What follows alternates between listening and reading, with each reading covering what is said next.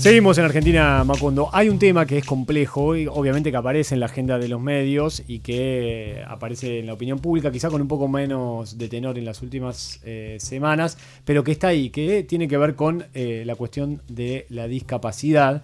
Hubo, ahí ustedes saben, una oferta por parte del gobierno para las prestaciones, se juntó como una especie de directorio, se le llama nomenclador, donde hay una parte del Estado y una parte importante del Estado, encabezada por la Agencia Nacional de Discapacidad, aparece también la Superintendencia y miembros del Ministerio de Salud y los prestadores, y acordaron un 35%. ¿Es mucho? ¿Es poco? La verdad que es poco, hay mucha crítica respecto de eso, pero a un año más o menos de lo que se había anunciado, es una pequeña curita, obviamente en una herida cortante grande. Pero en medio, en un carril paralelo, hay un proceso judicial que se está llevando a cabo con un amparo colectivo, donde aparecen un montón de prestadores de servicios de discapacidad y donde está inicialmente arrancado por un papá que tiene 2 hijos con discapacidades, pidiendo un amparo colectivo para que se cubra todo, la totalidad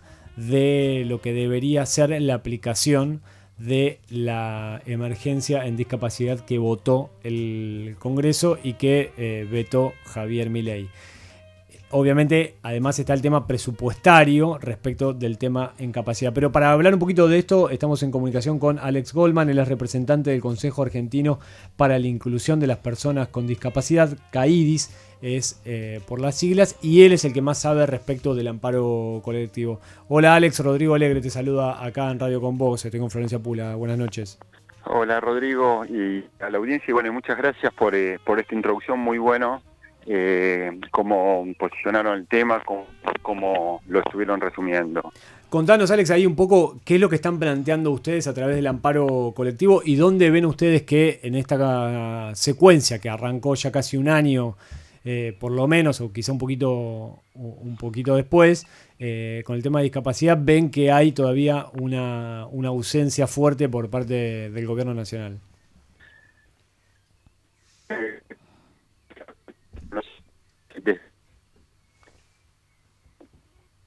Ahí estamos teniendo a ver, ahí sí recuperamos la comunicación. ¿Nos escuchás bien? Porque te habíamos perdido un poquito, Alex. Perdón, yo los escuchaba bien. Ahí está, a ver, ahí, quédate ahí donde estás haciendo la parabólica humana. Bien. Bueno, retomo. Yo decía que para que la audiencia pueda entender que desde diciembre de 2024 todo lo que es discapacidad en Argentina no recibe ningún aumento.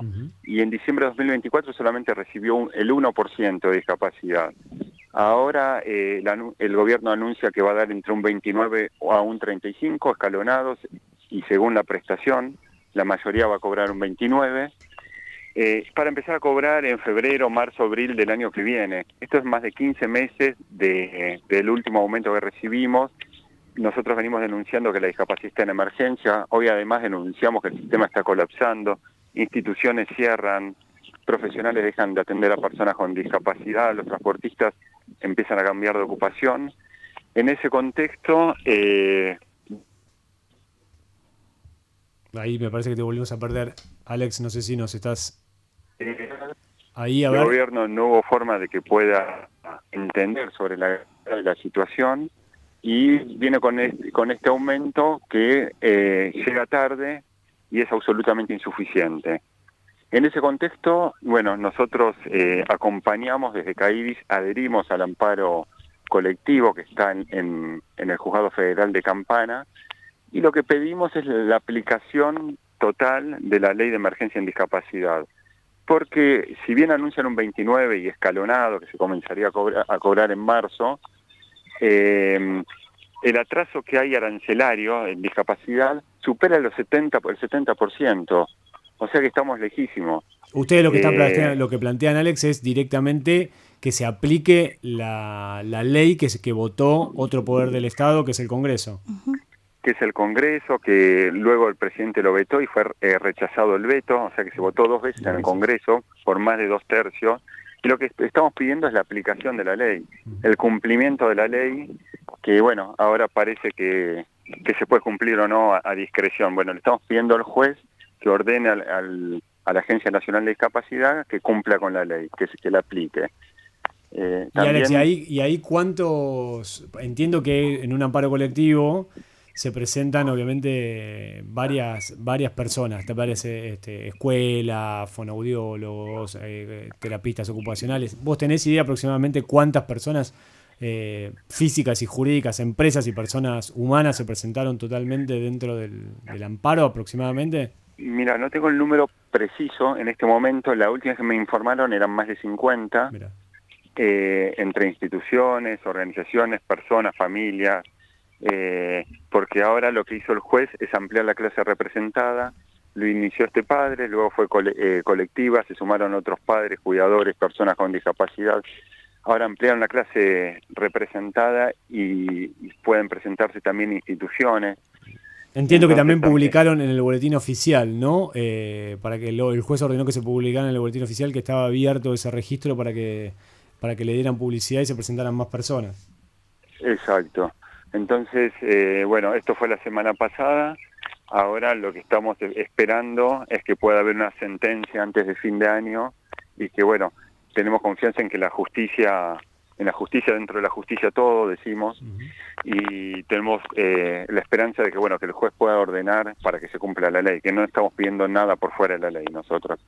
Alex, te hago una pregunta, Florencia Pula te habla. En los últimos meses se dieron de baja aproximadamente más de 1.000 pensiones y el presupuesto del año que viene prevé una baja sustancial de las pensiones por discapacidad. Hay un tema con las auditorías, ¿no? En términos de que no necesariamente fueron auditadas esas pensiones que se quitaron. Contame un poco cómo es ese esquema.